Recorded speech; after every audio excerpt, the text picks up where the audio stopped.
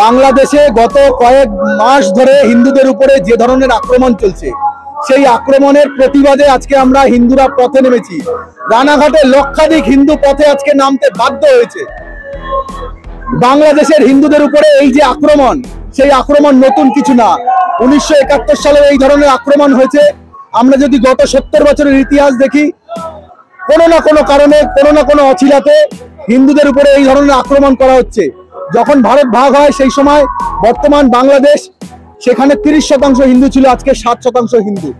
সম্পূর্ণ হিন্দুদেরকে উৎখাত করবার জন্য মৌলবাদী জেহাদি শক্তি তারা সদা তৎপর। এই বার্তা নিয়ে আজকে আমরা হিন্দুরা রাস্তায় নেমেছি যে বাংলাদেশের যারা হিন্দুরা আছে, বাংলাদেশের যারা সাধু সন্তরা আছে, তারা একা নন, তাদের সঙ্গে আমরা আছি। এখানকার পশ্চিমবঙ্গের হিন্দুরা আছি, ভারতবর্ষের হিন্দুরা আছি, সারা গোটা পৃথিবীর হিন্দুরা আছি। আমরা হিন্দু হিন্দু ভাই ভাই। সেই জন্য আজকে আমরা রাস্তায় নেমেছি। আজকে আপনাদের মাধ্যমে একটি স্পষ্ট বার্তা আমরা দিতে চাইছি যে শুধু বাংলাদেশ না, আমাদের পশ্চিমবঙ্গেও গত কয়েক বছর ধরে বাংলাদেশের পদধ্বনি আমরা দেখতে পাচ্ছি। হিন্দু মঠ মন্দিরের উপর আক্রমণ হচ্ছে, হিন্দু দেবদেবীর বিগ্রহ ভাঙা হচ্ছে। এবছর দুর্গাপূজায় দুর্গা মূর্তি ভাঙা হয়েছে, কালী মূর্তি ভাঙা হয়েছে।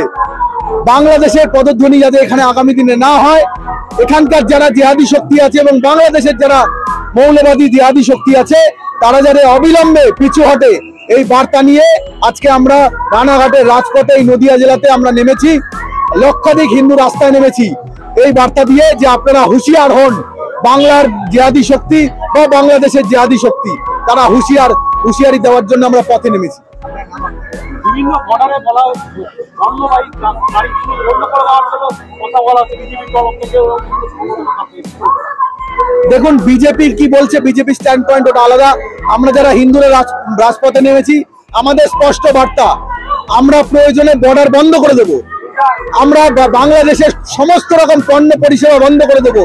এবং বাংলাদেশে যদি এখন এই মুহূর্তে হিন্দুদের উপর আক্রমণ না বন্ধ হয়, আমরা কিন্তু বাংলাদেশে যত মালপত্র এবং পণ্য পরিবহন হয় সমস্ত কিছু বন্ধ করে দেব। এবং বাংলাদেশের যারা জেহাদিরা আছে তাদের না খাইয়ে মারার ব্যবস্থা করব।